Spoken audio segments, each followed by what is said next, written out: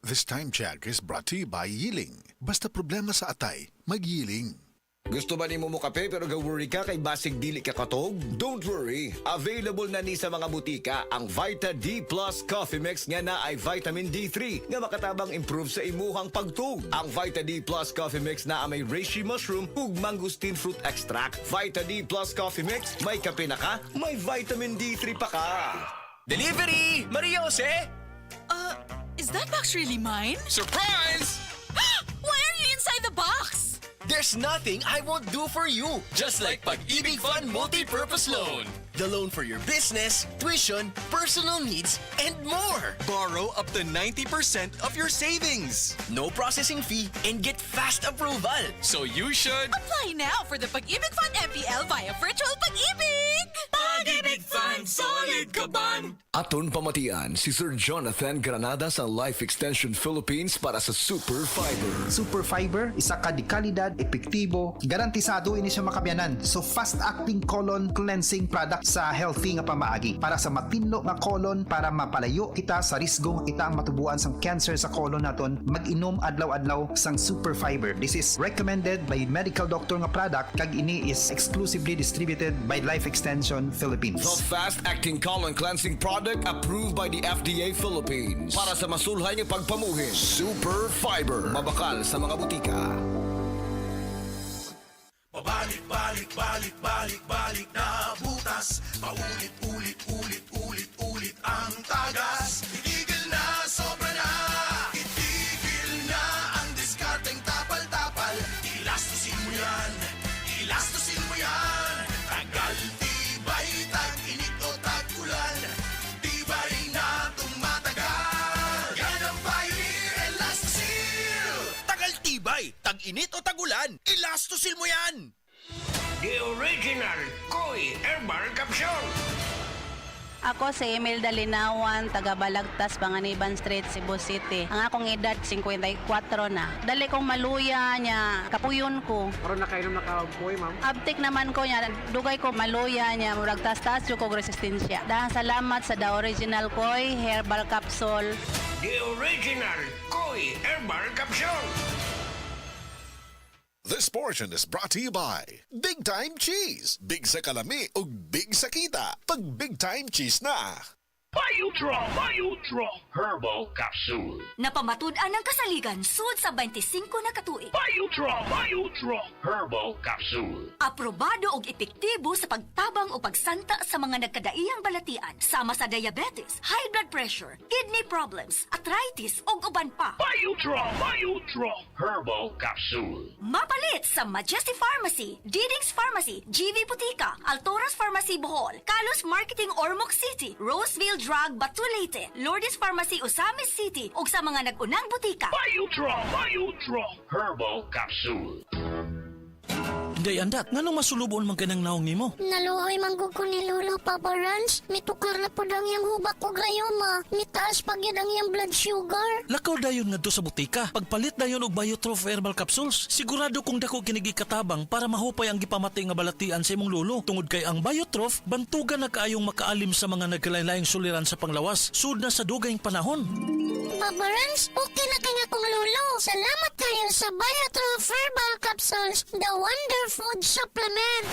Biotrof Herbal Capsules, mapalit sa mga butika nga naa sa inyong dapit. Kini nga oras, hatod kanato sa Biotrof Herbal Capsules. The Wonder Food Supplement. Oras, gihatod kaninyo sa EXL Magkabuhay. Buhay at makulay ang buhay sa EXL Magkabuhay.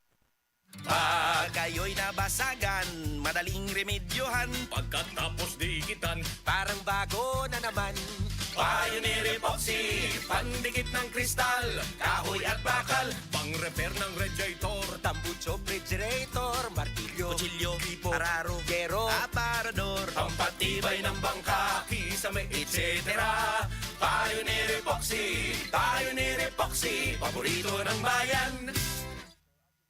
Si Gemma Libahan, diabetic ug nag-insulina. Apan, miubos ang iyang asukar sa dugo tungod sa iyang pag-inom sa Sed Panyawan Coffee Mix. As in, dako yung tabang Sid Panyawan coffee sa karon kay sige na ko padayon og inom, nagababa na gyud siya. Nibaba siya og 145 karon gani 143 na lang siya. Gemma Libahan, taga Jensan. Mag-16 ako karong June. Sed Panyawan Coffee Mix produkto gikan sa Sed Marketing Incorporated. Camel, sukang puti, sasuan mo palamig. Camel, sukang puti, maunag yun imong mapili. Camel, sukang puti, sasuan mo palamig. Camel, sukang puti, anita na ang sekreto, ang sekreto. Sa mga workaholic, epektibo ang atong Paragis Bila-Bila Herbal Coffee. Sama na lang ni Roland De La Cruz, nga taga Mati, Davao. Roland De La Cruz, sa Purok Isla, Barangay Central, Purok President.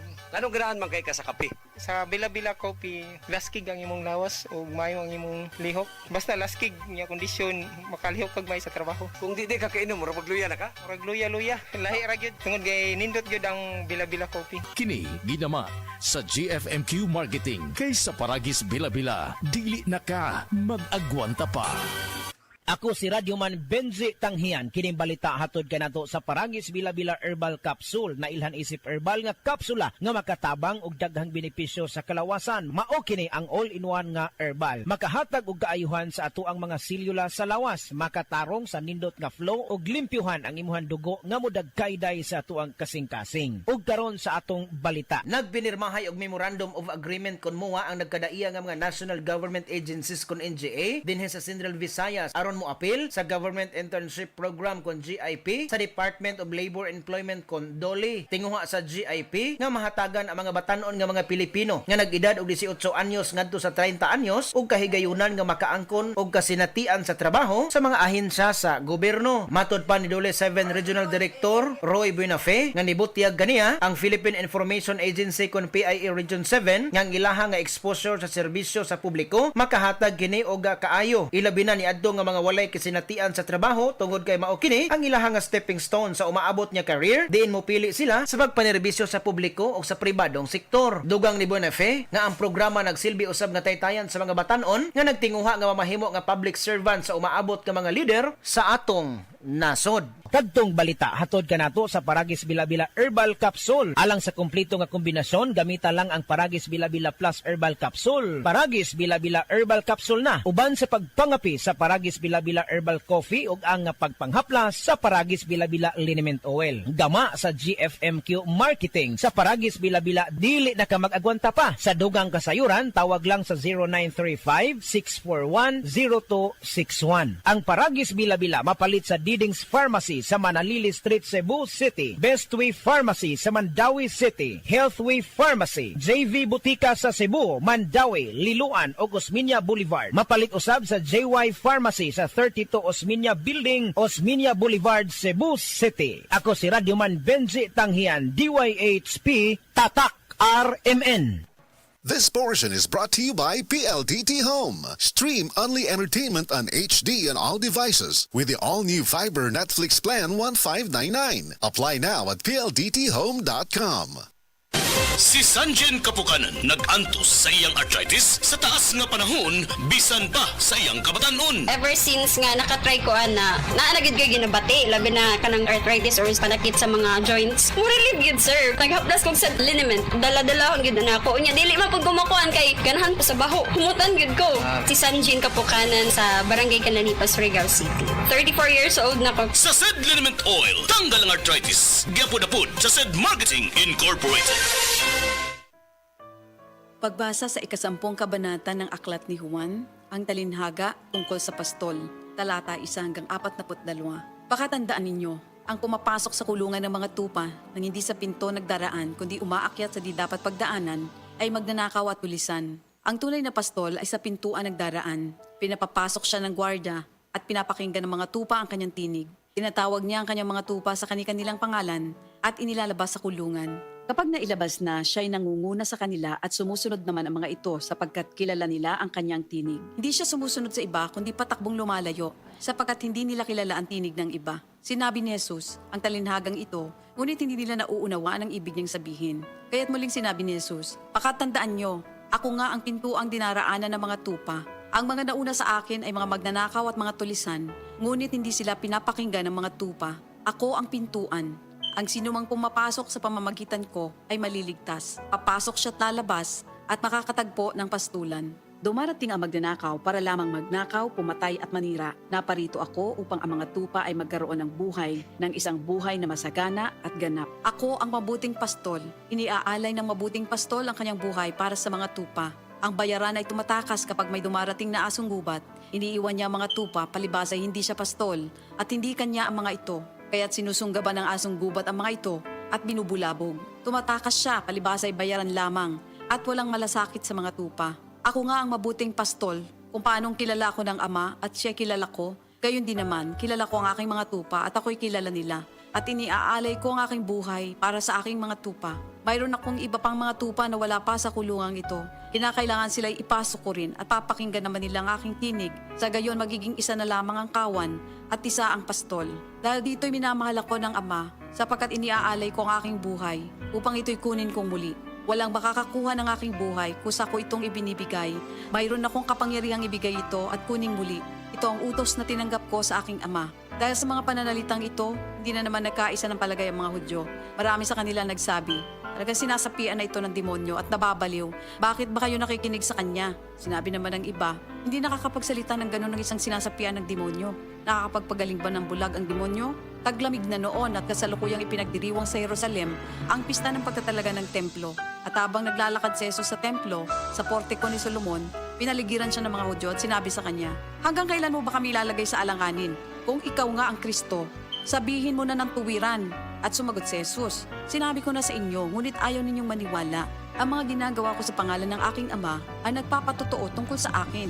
Ngunit ayaw ninyong maniwala sapagkat hindi kayo kabilang sa aking mga tupa. Nakikinig sa akin ng aking mga tupa. Nakikilala ko sila. Sumusunod sila sa akin. Binibigyan ko sila ng buhay na walang hanggan. Kailan may hindi sila mapapahamak at hindi sila maaagaw sa akin ninuman. Ang aking Ama na siyang nagbigay sa kanila, sa akin, ay lalong dakila sa lahat at hindi sila maaagaw ninuman sa aking Ama. Ako at ang Ama ay iisa. Ang mga pinuno ng mga Hudyo muling dumampot ng bato upang batuhin siya. Kaya't sinabi sa kanila ni Jesus, marami akong mabubuting gawang ipinakita sa inyo mula sa Ama. Alin ba sa mga ito ang dahilan at ako'y inyong gustong batuhin? Sumagot ang mga pinuno ng mga Hudyo, hindi dahil sa mabubuting gawa kaya ka namin babatuhin, kundi dahil sa paglapastangan mo sa Diyos, sapagkat nagpapanggap kang Diyos, bagamat tao ka lamang. Tumugon si Jesus, di ba nasusulat sa inyong kautusan? Sinabi ko, mga Diyos kayo. Mga Diyos ang tawag ng kautusan sa mga pinagkatiwalaan ng salita ng Diyos at hindi maaaring ipawalang bisa ang sinasabi ng kasulatan. Ako'y pinili at isinugo ng Ama. Paano ninyo ngayon masasabing nilalapastangan ko ang Diyos? Dahil sa sinasabi kong ako ang anak ng Diyos? Kung hindi ko ginagawa ang mga pinapagawa ng aking Ama, huwag niyo akong paniwalaan. Ngunit kung ang ginagawa ko ay ang mga ito, paniwalaan ninyo ang aking mga gawa kung ayaw ninyong maniwala sa akin. Sa gayon matitiyak ninyong nasa akin ang Ama at ako'y nasa Kanya. Kaya tinangka naman nilang dakpin si Jesus, ngunit siya'y nakaalis. Muling pumunta si Jesus sa ibayo ng Jordan sa pook na dating pinagbautismohan ni Juan. Habang naroroon siya'y maraming lumalapit sa kanya. Sinasabi nila, si Juan ay walang ginawang himala, ngunit totoo ang lahat ng sinabi niya tungkol sa taong ito. At doon, maraming sumampalataya kay Jesus. Ito ang salita ng Diyos. Diabetes, usa ka sakit nga lisod ug delikado sa atong mga lawas. Tungod aning pwede ka mamatay sa komplikasyon sa kasing-kasing, kidney, atay, ug uban pang mga vital organs sa atong lawas. Sukla nato ang diabetes. Mag Life Extension Vitamin D3 na mo. Rekomendado sa mga medical doctor. Mapalit sa mga butika. Ayaw si Piata pagpaminaw sa balitang yutahon sa Sieti, ang inyong mga kabukiran, inyong kaugmaon, ang among focus, kaugalingong yuta para sa bukas na masagana. Dinhilang sa balitang yutahon sa Sieti, matag Sabado alas 5 sa hapon hangtod sa alas 5:30 sa hapon, makita usab sa DYHPR Limen Cebu Facebook page. Para sa uban pang updates, i-like, follow ug share ang official DAR Facebook, Instagram ug YouTube accounts nga at Dargo PH Official sa Facebook DAR 7 Central Visayas o sa official DAR website www.dar.gov.ph.com. Hatod ka ninyo sa Department of Agrarian Reform. Higala, nakakape na ka? Kay mo na baka nga nibalik na og available na sa mga butika ang imong paborito nga pinakauna nga kape nga na ay vitamin D3, reishi mushroom ug kaning mangosteen fruit extract. Kini ang Vita D Plus Coffee Mix, ang kape nga para sa ikamayong lawas nimo. Vita D Plus Coffee Mix, may kape na ka? Na ay vitamin D3 pa ka.